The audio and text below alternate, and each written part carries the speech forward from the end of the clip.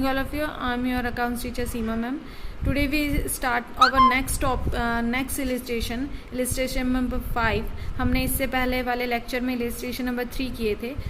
I hope आपको समझ आ गई होगी और आपने पीछे से क्वेश्चन जो थे प्रैक्टिकल वो सॉल्व करने थे. ठीक है, नेक्स्ट इलिस्ट्रेशन नंबर 5 है जो हम स्टार्ट करेंगे.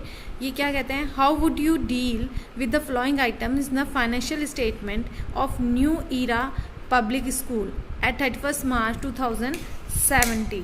ठीक है, तो 2017 में ईरा पब्लिक स्कूल है उसकी बैलेंस शीट में हम कहाँ कहाँ ये आइटम्स शो करेंगे.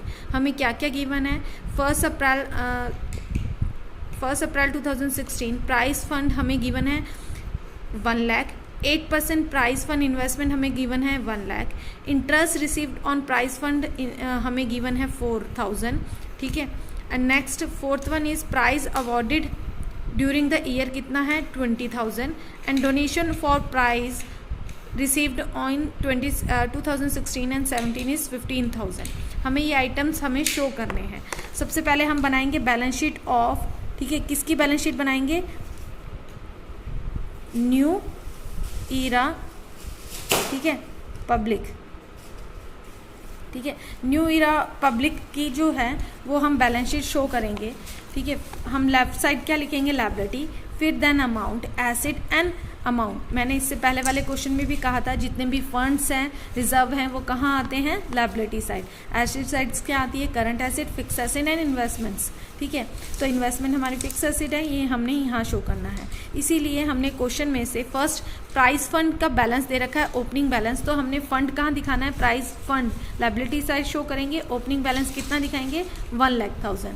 नेक्स्ट हमें सेकेंड आइटम दे रखा है 8% प्राइस फंड इन्वेस्टमेंट कितना दे रखा है, 1 लाख रुपए. तो 8% प्राइस फंड इन्वेस्टमेंट ये हम कहाँ शो करेंगे, एसेट साइड 1,00,000, 1 लाख.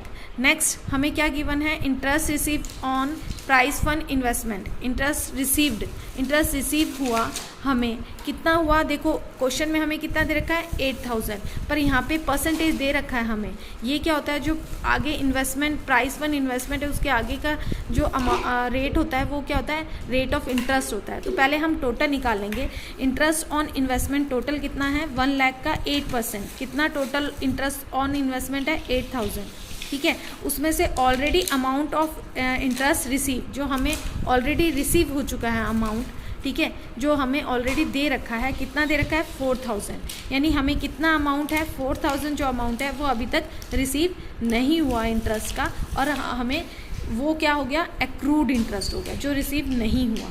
तो एक्रूड इंटरेस्ट कहाँ है, हमारी एसेट साइड शो करते हैं. Accrued interest on prize fund investment वो हमने अलग से शो कर दी 4,000.